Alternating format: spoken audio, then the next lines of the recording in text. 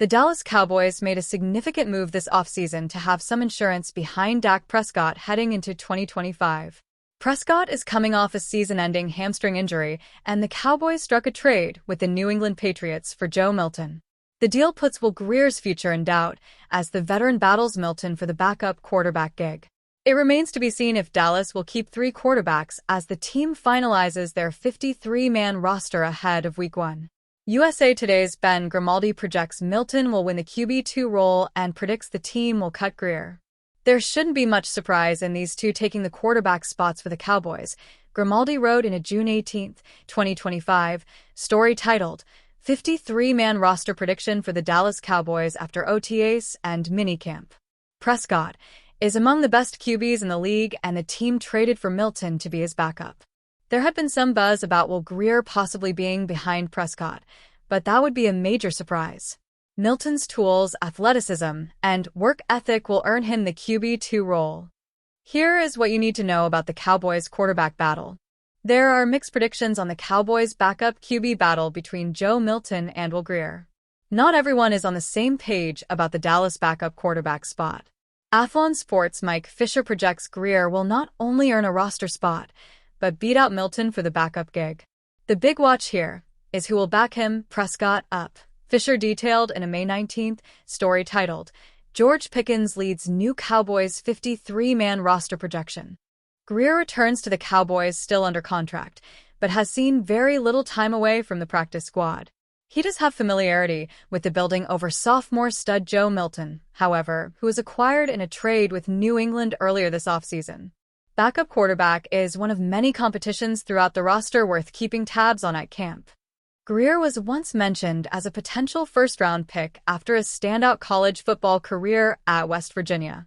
Ultimately, Grier fell to the third round of the 2019 NFL Draft, where the Carolina Panthers selected the quarterback with the number 100 overall pick.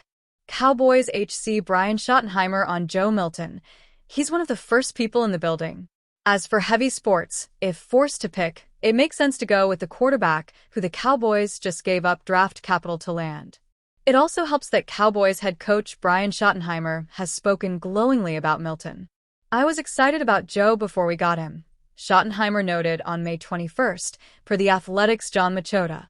When you go into these deals and you're talking about making trades, we all reach out to people that you know, people that you trust, people that have been exposed to said player at college, different programs, friends that have been around him. But from the time he's been here, the work ethic is incredible.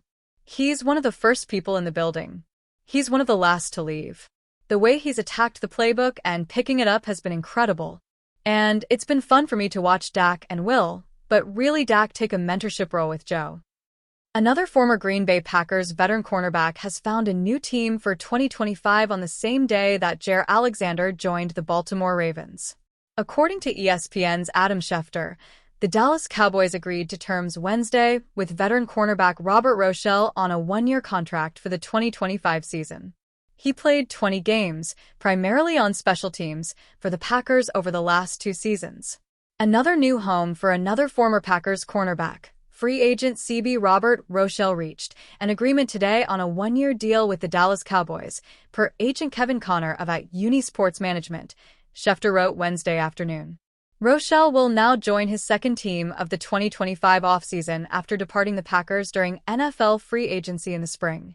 The 27-year-old had originally signed a one-year contract with the Kansas City Chiefs in late March, but they released him in early May after selecting rookie cornerback Noel Williams in the third round of the 2025 draft.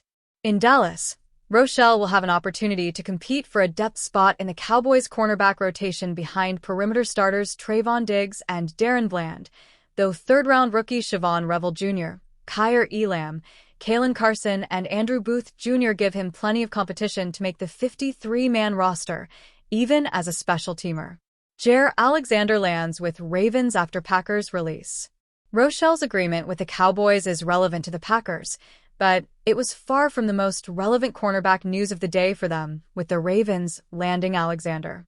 According to The Athletic's Jeff Zrebiec, Alexander signed a one-year deal that could be worth up to $6 million with the Ravens for the 2025 season, choosing to reunite with his former college teammate, quarterback Lamar Jackson, and helped the Ravens chase a Super Bowl championship even though he could have gotten more money elsewhere. The Packers released Alexander from their roster on June 9th, cutting ties after trying to trade him multiple times in the offseason and making at least one attempt to keep him on an incentive-laden, restructured contract, per Sports Illustrated's Albert Breer. Breer did not disclose the terms of the contract the Packers offered to Alexander, but his signing with the Ravens for a maximum value of $6 million, which is well within Green Bay's price point, suggests one of two things. Either Alexander had no desire to return to the Packers in 2025, or the Packers lowballed him to the point of frustration. Either way, it will sting for the Packers if Alexander goes on to thrive in Baltimore. Will Packers add another CB before training camp? In the aftermath of Alexander's release, Packers general manager Brian Gutekunst has expressed confidence in the team's cornerback room heading into 2025's training camp. The three guys have proven their ability in this league, Gutekunst said last Tuesday about cornerbacks Keyshawn Nixon, Nate Hobbs, and Carrington Valentine. I like their makeup, their toughness, their ability to play, their versatility. So, I'm excited about that group. Even with confidence in the top three, though, the Packers might consider signing more cornerback help in the coming weeks to ensure they find the right backups.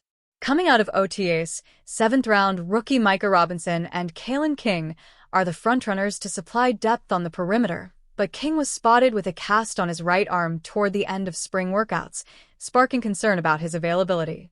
The Packers also tested out wide receiver Bo Melton at cornerback, but head coach Matt LaFleur has described the move as fluid and based on need and special teams play.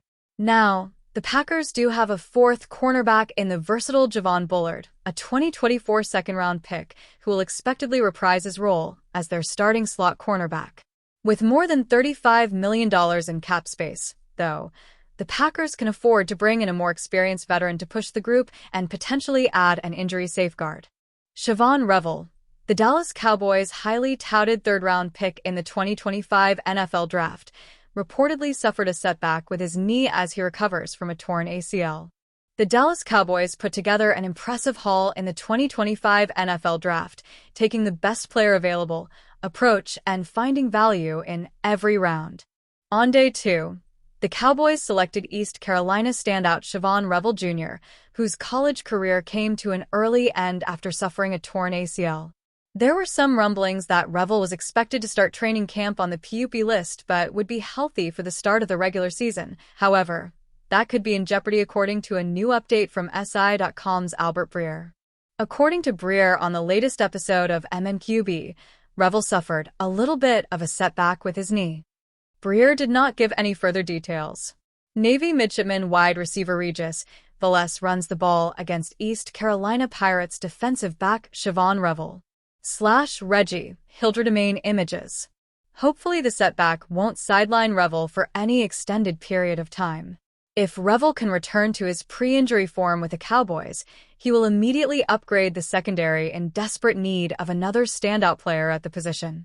Throughout his 3 years at ECU, Revel recorded 70 tackles, 3 interceptions, 1 sack, 1 fumble recovery, and 1 touchdown.